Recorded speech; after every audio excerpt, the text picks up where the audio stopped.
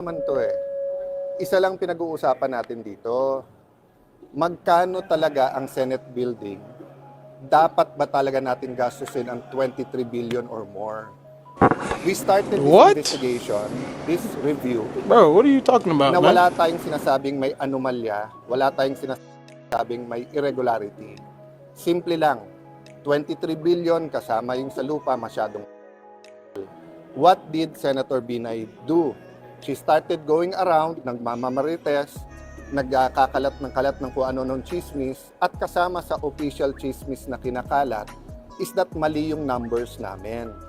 She can correct it anytime. And let me address this to her now. Senator Nancy, linawin na lang natin tong lahat. Mahinahon, sa tama, napaka-busy ng ating bansa, napakaraming problema. Magkano ba talaga ang Senate building? Of course, kasama lupa. Kasi DPWH mismo ang nagsabing, hindi pa nila malaman hanggang magkano aabutin.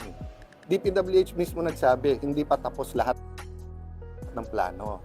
DPWH mismo nagsabi na 21.7 billion so far. So far. And Senate Finance na nagsabing mahigit 1 billion yung lupa. So 23B. So eyes on the ball tayong lahat. Ang ginagawa ni Senator Nancy from the start, nililito tayong lahat eh.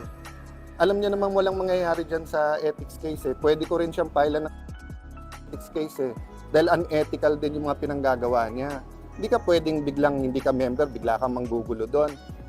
Nagsasalita pa chairman, gusto mong mauna ka, pinagbigyan ka na, tapos magwo-walk out ka in that manner. Even si Senator Miriam, hindi ganun mag-walk out. 'Di ba? Meron siyang pasubali sa chairman or whatever. Pero anong mangyayari kung kakasuhan ko rin siya sa ethics, 'di ba? Although that's always an option, papasok ako doon sa ginugulo lang niya. Balik tayo sa issue. Bakit 663 million sa landscaping alone? 'Di ba? Bakit mahigit 2 billion sa broadcast at saka sa IT at security? So, wala pa kaming tinuturo dito. So, hindi ko talaga alam bakit ganyan siya mag-react, no? So, if she wants a mahinahon na usapan, so Senator Nancy, you're welcome sa next hearing. If you want time to speak, you want 30 minutes, you want 45 minutes, sabihin mo. Pero sumunod tayo sa rules and order. Pero yung guguluhin mo yung hearing, I won't take that sitting down. Diba? I won't take that sitting down. Part of me regrets what happened. Part of me regrets na parang pareho tayong senador, hindi ba natin pwedeng ayusin to, diba? Nakita nyo ba the next day, pati yung sinabi kong Senado to, hindi to palengke, pati yun ginawang issue.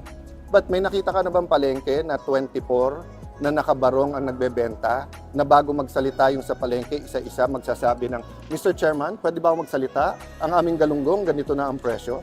Ang palengke, kaya nga masarap puntahan, sabay-sabay nagsasalita, pare-pareho binibenta, yung iba-iba, may mga suki ka, kaya nga ganun yung palengke, di ba? Pero pati yun gustong gawin issue, bakit? Di ba? Gusto niya gawing issue yon kasi gusto nga niya mawala ang focus natin, which is magkano ba talaga yung building, kailan ito matatapos, at tama ba yung paggastos natin ng pera dyan. So, foremost, ako, I will focus on that. But I don't regret exposing na nagmamarites siya kasi yun talaga ginagawa niya. Ikot ng ikot, sa interview sinasabi na mali yung numbers, wala. Senator Nancy ang nagbigay sa akin ng numbers, staff mo. Kinonfirm ng Senate Finance yung numbers.